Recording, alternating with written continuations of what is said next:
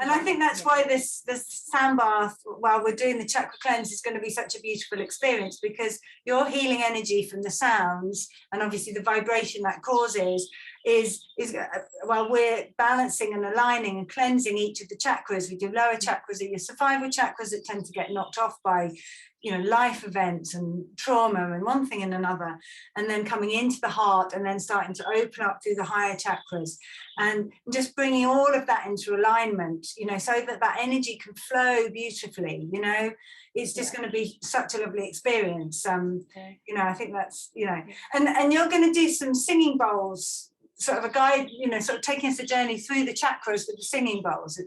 That's right. Yeah, because so I've got a set of quartz crystal singing bowls, and we have different notes that resonate with each chakra. So the root chakra resonates the note of C, low C. So the next chakra up would be D, and that's the sacral, and then E for the solar plexus. F is the heart, and then G the throat, A third eye, and then B the crown. So these notes have been found to, you know, resonate with these energy, and it's all to do with frequency, different vibrations, you know. But then we get into, you know, that gets into the real kind of science boffin sort of bit of sound therapy, which I haven't got I don't retain that kind of data very well. I just know what works, and I just, you know, I'm a touchy-feely person, so I'm very guided by my intuition. But yeah, so we'll be using the crystal singing bowls. The singing bowls, they're 99% quartz crystal, and quartz crystal, of course, is it's a purifier, it's a cleanser, it's an amplifier. It amplifies sound and vibration, and we're mostly water, so we're amazing conductors of sound and vibration.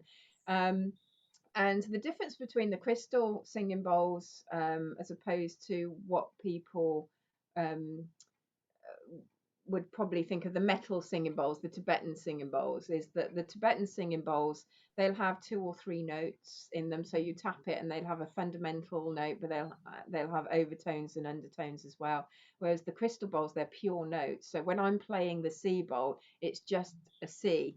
So it's almost like using sound as a laser to sort of like get into your root chakra and really kind of like move the energy and move it about. So if you think of your chakras like a room, like we were saying earlier, it's the energetic equivalent of opening the windows, opening the curtains, and giving it a good sort of like, you know, a good spruce, a good moving the energy a good sweep, a good hoover.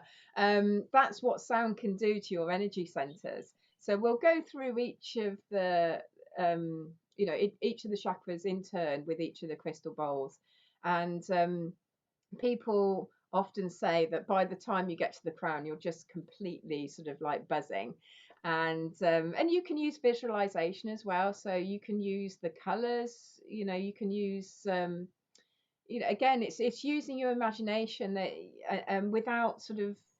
without thinking that anything is wrong or it's not working or whatever. It's just use your imagination, be like a child, and just imagine, you know, the color red with the note of C, you know, clearing and cleansing chakra. Some people, as you know, see it as like a spinning wheel of light, and other people will visualize like maybe a rose or a flower opening, or it doesn't matter, or a vortex, you know, a waterfall. It doesn't matter, whatever you want to visualize, you can visualize it as we're playing the sound. So it's really powerful, and people love it. So